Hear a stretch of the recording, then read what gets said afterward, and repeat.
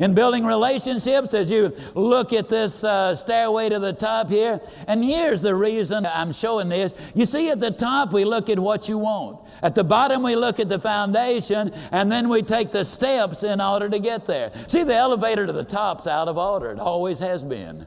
You're going to have to take the stairs, and you're going to have to take them one at a time. Relationships so important. All of these things are important. What's the most important? I do not know. But I can tell you this, it begins with having the right attitude. Right attitude about what? The right attitude about the way you see yourself. The right attitude towards your fellow human being. The right attitude towards your job. The right attitude toward the company you work with. The right attitude toward the community you live in. The right attitude towards the country of which we're a part. All of it becomes important. Relationships in the family, I talk about love. Let me make a little confession to you. I have 3 daughters and a son. In an earlier presentation, I talked about what Bill Glass had to say about family love. I got to tell you, folks, there's never been a doubt in my mind that I loved each of my children equally. But I noticed something that was happening in my life. As my son grew into a man, as he got married, went into business for himself, I started noticing something, and it happened, and I never would really have noticed it had I not heard what Bill Glass had to say. And that simply is this. I never see one of my girls, I never talk to them on the telephone, that somewhere in the conversation, I don't tell them how much I love them. Now, I love my boy fully as much as I do my girls. But over the years, I'd kind of gotten away from that. You know, us men, sometimes we don't do those things. And I heard Bill Glass talk about an experience with his 285-pound son. How he hugged him and said, "Son, I sure love you." And his son said, "Thanks, Dad. I needed that." Everybody needs that.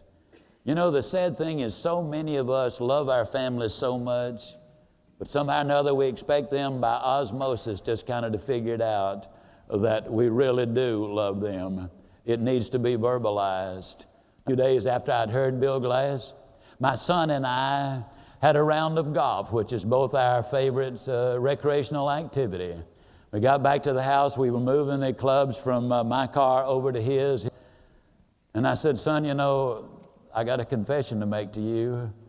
I've noticed over a period of time that I've neglected something which is extraordinarily important. I have just about quit telling you how much I love you. And I want you to know, son, that I do love you." My son says, "Well, Dad, I know that." But there was just a trace of a tear. And he grabbed me and he hugged me.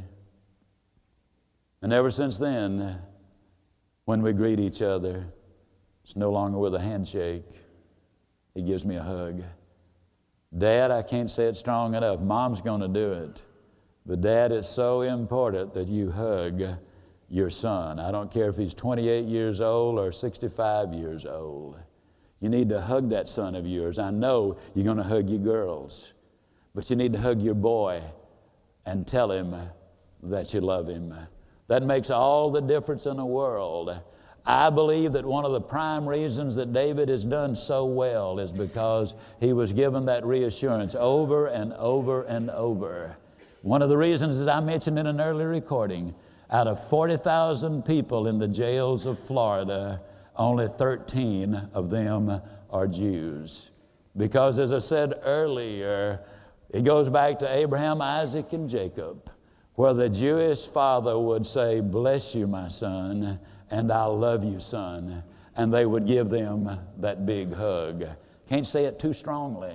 Now you look at the things we're talking about. David obviously had goals. He had big goals. His dad set them initially. Long-range goals. He was going to be a normal, happy, healthy boy. He had to have daily goals. And in the process of growing up, he had financial goals, academic goals, sales goals, athletic goals. But whatever your goal might be, they're all woven together. But you need a series of goals, as we talked about earlier in life. And sometimes when the goal is so long, maybe we lose just a little bit of sight of the final objective unless we have those daily objectives along the way. One of my favorite people in life is Byron Nelson, and I bring this example in because it supports exactly what I'm talking about.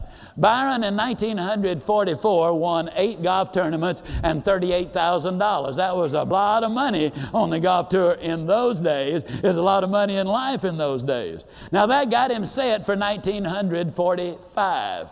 In 1945, he set a record which will never be broken. I just emphatically believe that. Nobody will ever approach the record he set in 1945. He won 11 consecutive golf tournaments.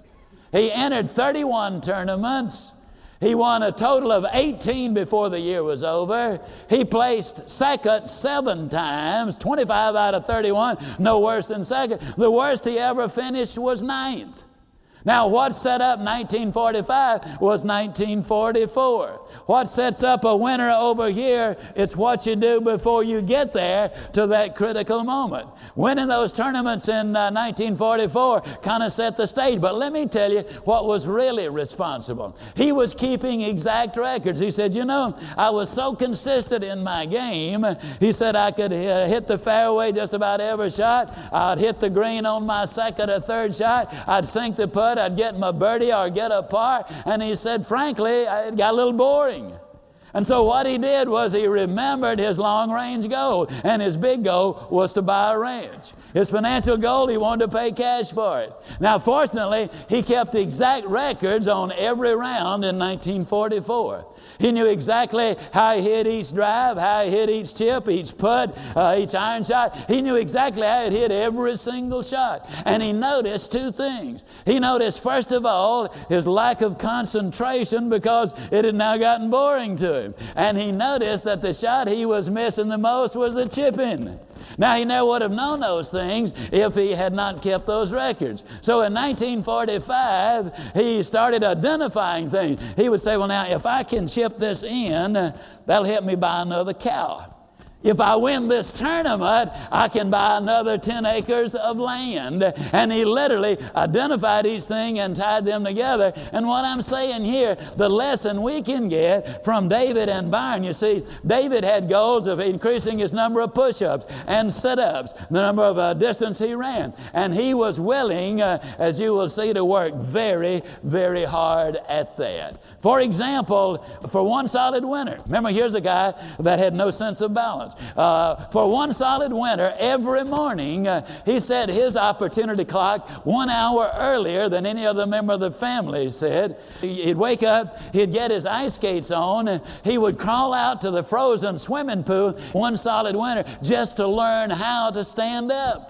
How do you learn how to ride a bicycle? They hired this physical therapist, and David would get on the bike, and he would run behind him, literally stabilizing it until he could learn to maneuver himself without a sense of balance. He tore up a couple of bicycles before he was able to learn to do it. He injured himself, scratched his knee primarily a number of times. And some kids are awfully cruel on occasion. Kids would run out at him knowing he would have to swerve to miss him, and without that sense of balance, down he would go.